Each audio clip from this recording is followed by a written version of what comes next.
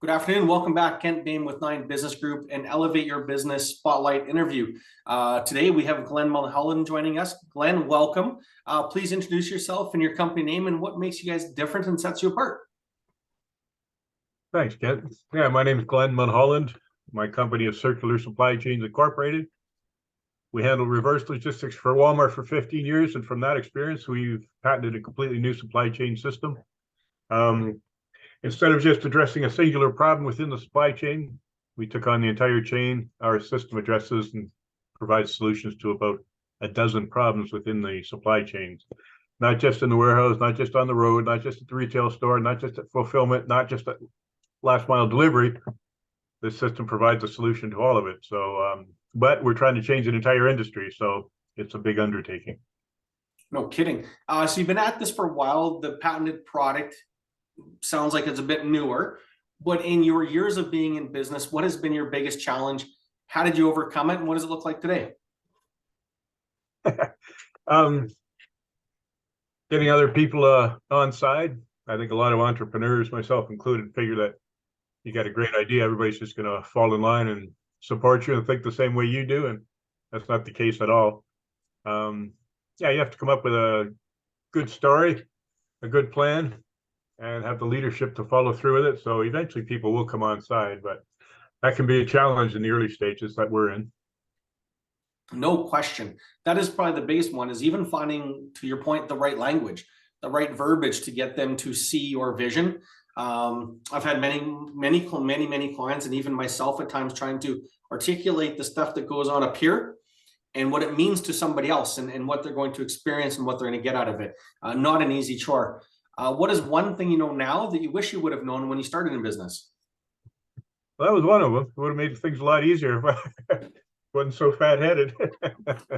But no, I've been in business for well over 40 years. And yeah, I guess that's as big a problem as any of it with me. The biggest challenge was recognizing, that other people have their viewpoints. They're not always going to be the same as yours. And if you want them to get on side, you better treat them nicely. I'm going to go off script with permission here. Where's, for you, your experience between being stubborn, right? Persistence, because to be successful at anything, we need to be able to push through some of the roadblocks and some of the other resistance we get. But where's that line between being less stubborn, but still being open-minded, but persistent enough to get the results? Yeah, it's tricky because, you don't know it all. I'm, an accountant with an engineering background. Really, so what? When it comes to business, there's so much more to it than that.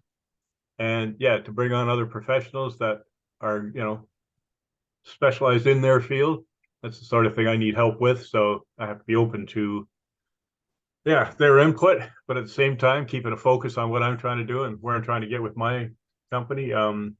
That's a balancing act, but it's one that I think you have to play into because you kid yourself otherwise. Yeah, no kidding. If there was a pirate, a thief that was going to break into your business, hack your computers, walk into your office space, what would they steal from you? Well, we've got a patent, international patent on this system, and they could probably try to steal that. We've gone to great lengths to try to minimize that. But when you're a startup, you're up against some pretty big companies, and if they feel like it, they can just push you aside. If you don't have the financial resources to fend them off, you can get in trouble. That's what I think they would take, would be our intellectual property. Funny enough, that's the answer about 40 or 50% of the time, is that secret sauce, if you will. In your many years of experience, you obviously have a definition of what it means to be successful in business. So what is your definition of a successful business today, and has it changed over the years? Definitely changed over the years. Now I think it's making sure your staff, everybody you work with, is comfortable with what you're doing. Business doesn't have to be a grind. It already is in many cases, but you can lighten up on that and start to enjoy what you're doing, sharing with other people.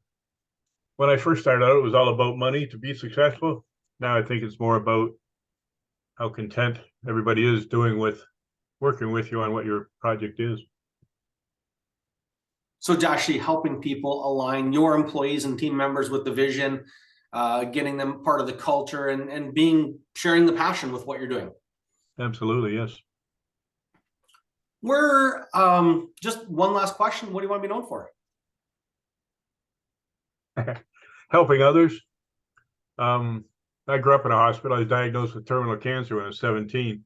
My father's a doctor. He told me I had limited time. He was obviously wrong, so were all his colleagues. But since they were wrong, that's a big mistake in the medical profession, because now they want to poke and prod and find out why you didn't die. So I gave him 4 years of my life to research. And anyway, it made me realize too, there's always somebody worse off than you are, way worse off than you are. So I like to help people. It's just in my blood. It's what I do, and it's what I enjoy doing. Well, good for you. For those people out there, where can we get more information? Who would be, I don't, one person might be watching the video, 10,000 people might saw this video. Who is the ideal person that would be seeing the video that you would want as a client? Who are they? What do they look like? And where would they get more information? Where's the shameless plug? Let's hear it. Probably the Walmarts of the world. Big companies with their own fleet. Okay. It's a big disconnect in the supply chain because 3PLs, third-party logistics companies, their interests aren't exactly aligned with the retailers or their customers. But yeah, I think Walmart is a good example. Safeway used to be, I think they got bought up, but any large retailer, their own fleet, so they can make their own calls. That would be the ideal customer for us. And where would they get more information? On our website, it's www.circularsupplychains.com, and it's set up for information. We're not to an investment state yet. We will be by the end of this year, but it's mostly just for information. It's an informative website, and it's got our contact information and everything else you might need in there.